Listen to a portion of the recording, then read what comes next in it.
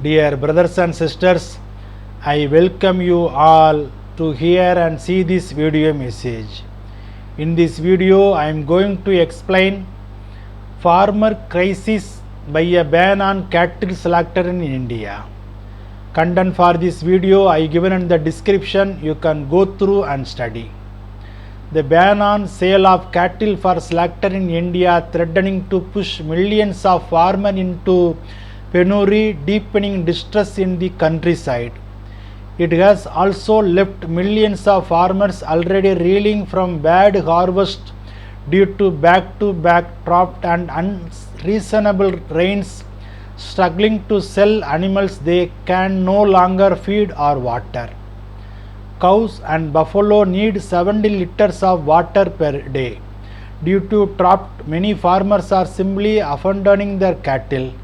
Traditionally, farmers have sold cattle in a drought year to butchers, mostly Muslims, and bought new ones when their earnings rise after monsoon showers.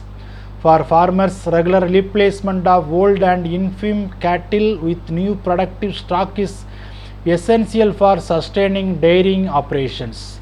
Butchers and skinners have always been an important part of this process, providing an avenue for disposal of the animals returned to for the farmers. That cycle has been broken and could leave farmers within little money to buy seeds or fertiliser ahead of the next sowing season. A narrow view that ignores these intricate links vital to the functioning of the cattle economy has the potential to derail India's white revolution. A cow or buffalo does not give any economic value after it has stopped giving milk and rearing calves. Maintaining it might require expenses up to rupees 400 per day, a figure used by various news reports. Farmers struggling to procure water and fodder amidst drought are resorting to abandoning their old and infirm animals. Alternatively, they are simply in a situation to letting them die in their households. The typical Indian farmer is unable to buy expensive dietary supplements even for livestock of productive age, and dry milch cattle and older farm animals are invariably turned out to bend for themselves. Farmers to change their cow every 4 to 5 years once their milk yields per lactation cycle had reduced. They then sold this in exchange for younger cows giving more milk. Old and infirm animals, especially bulls, were also sold to traders who in turn supplied them to slaughterhouses. Since the ban has come into place, this trade, essentially for sustaining the farmer's own dairying operation through regular replacement of old with new productive animals, has practically stopped. By ban on slaughter of cows, the cycle of selling old and infirm animals in exchange for newer and healthier animals has been broken. Sale of animals acted as an insurance of sorts during droughts. The beef ban has rendered even that loss-making proposition. The population of male cattle in India is consistently higher than female cattle initially in India, with a gentle rise in both cows growing in number marginally faster than bulls and bullocks. This made sense before the popularization of motorized transport, with bullocks being used for transport. Even in the absence of cow slaughter law, farmers did not cull productive cattle. When the bulls and bullocks lost utility, the overall growth slows, with farmers reluctant to breed animals. Unproductive cattle prevent growth of the business by increasing expenses, occupying resources, and preventing acquisition of productive cattle. Farmers cannot afford the upkeep of the old cattle, which would cost them rupees 5,000 to rupees 6,000 every month. The normal lifespan of a cow or a bull is 20 years and it's remaining active for 10 to 12 years only. This not only frees resource for productive buffaloes to be freed or purchased, it provides the farmer additional income and adds to the profitability and thus viability of the farmer business. A ban on bovine slaughter also impacts India's rural economy, in which the life cycle of bulls and bullocks offer farmers a sustainable economical model. If a farmer bought a bullock for rupees 25,000 to rupees 50,000, it usually remains sellable at the same price for about 2 years. Once it becomes unproductive or uneconomical due to injury or illness, the farmer sells it for culling for rupees 10,000 to rupees 20,000. This 40% return on investment then allows the farmer to raise capital for a replacement animal.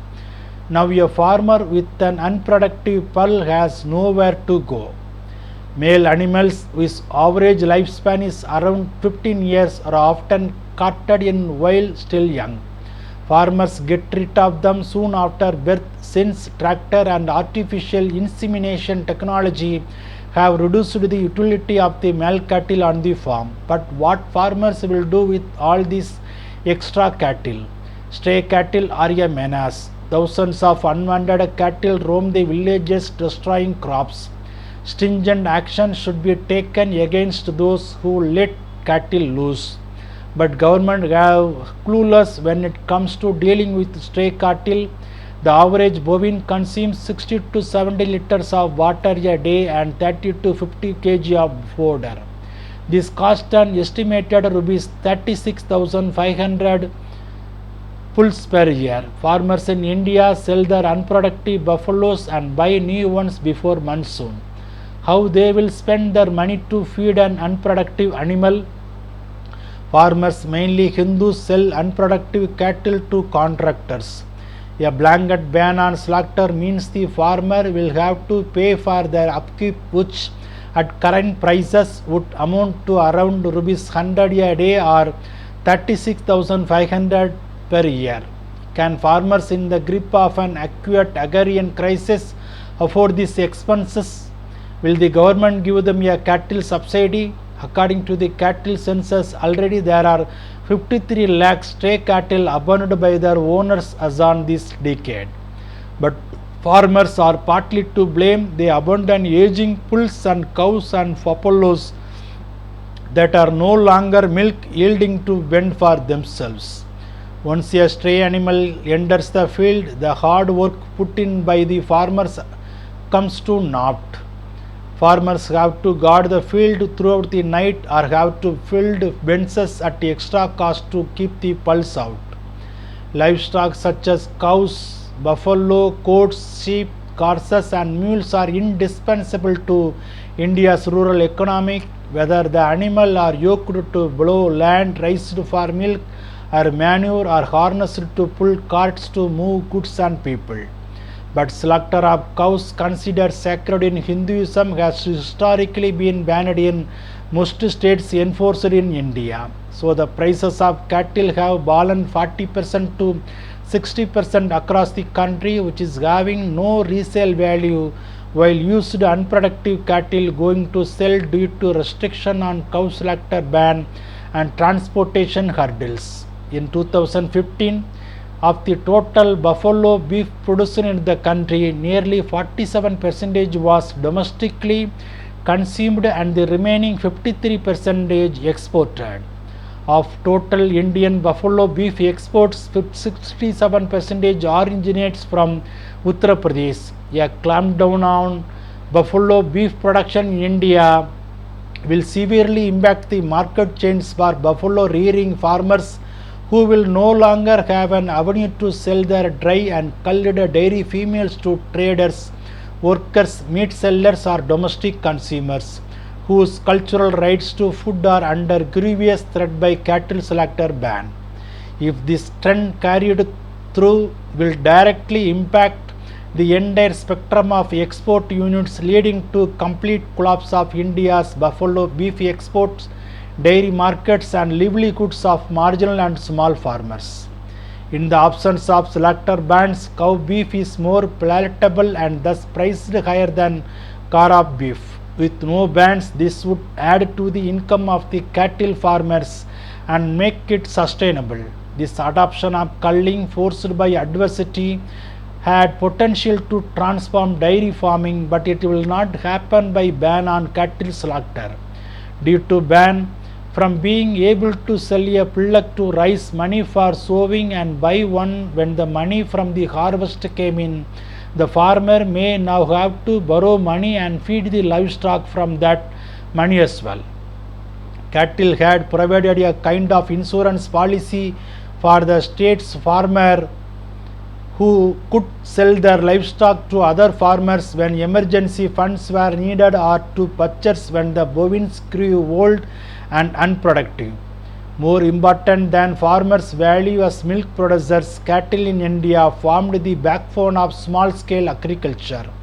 They were used to plough fields, provide dung for fuel and fertilizer, produce calves to stock the herd.